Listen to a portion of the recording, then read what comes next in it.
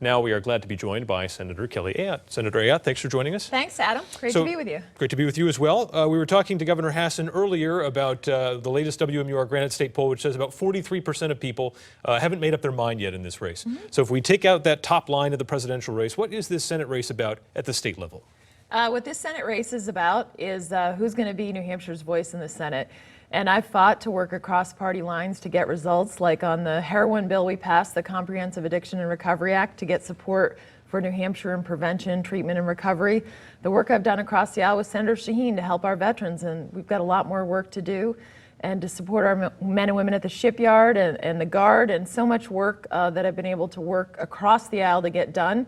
And I think that's what this race is about. Who's going to get results? Who's going to stand up for New Hampshire, no matter who's in the Oval Office, and get things done? You mentioned the Oval Office. You've taken a lot of flack for the support but not endorsed position with Donald Trump. Have you ever had even a flicker of a shadow of a doubt about that support for Donald Trump?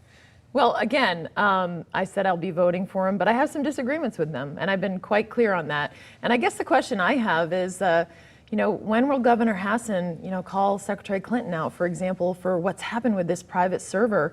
And, many of the misrepresentations about her emails that have been pretty troubling in terms of our national security.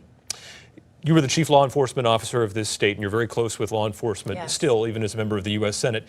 Do police in general, not necessarily here in New Hampshire, do they need to change anything about training in the wake of what we've seen in terms of body cam video and cell phone video? Well, what I have to say about our police is they're phenomenal. I got to work with them.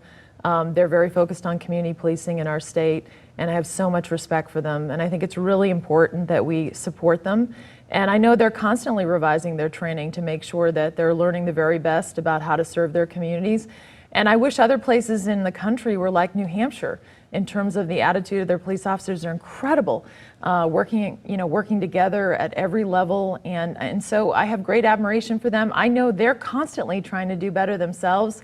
And we're very fortunate to have the best in New Hampshire.